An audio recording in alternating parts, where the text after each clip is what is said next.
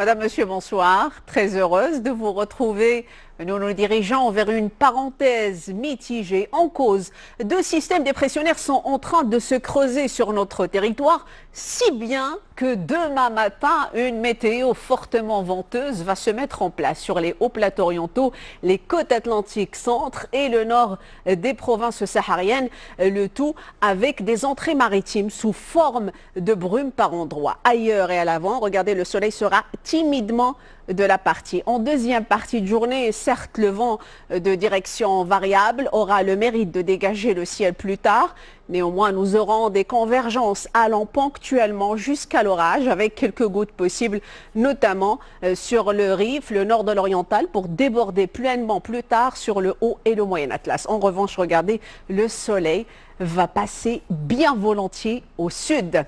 Côté Mercure, au petit matin, on va amorcer une baisse sensible du thermomètre. Les valeurs vont s'échelonner entre 18 et 31 degrés, en passant par 21 pour Safi, à se partager avec l'Ayoun ou encore Dakhla. Alors pour votre après-midi, la chaleur reste de rigueur, spécialement à l'intérieur des terres. Alors on attend 36 pour Oujda, idem pour Fès, aussi pour Meknes, et on va atteindre au meilleur de la journée les 41 degrés en direction de Ouarzazate, et c'est la maximale. L'évolution de cette météo ne sera pas vraiment favorable. Dimanche, le temps sera lourd et sec sur le sud-est et l'oriental, avec une ambiance en demi-teinte partout ailleurs. Alors lundi, la semaine commence avec une belle alternance de nuages de beau temps et de très belles éclaircies sur une bonne moitié nord.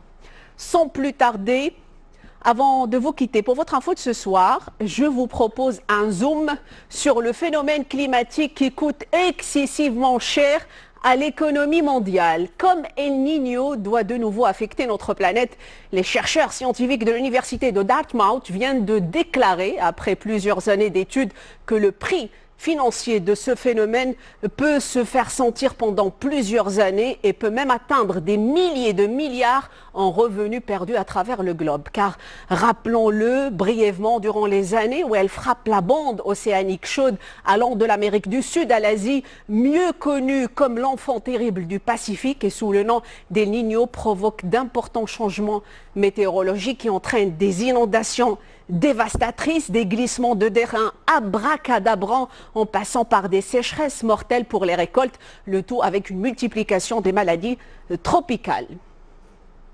Et c'est ainsi que s'achève ce bulletin. Merci d'avoir été des nôtres. Très belle soirée à vous sur 2M. Je vous retrouve avec beaucoup de plaisir demain.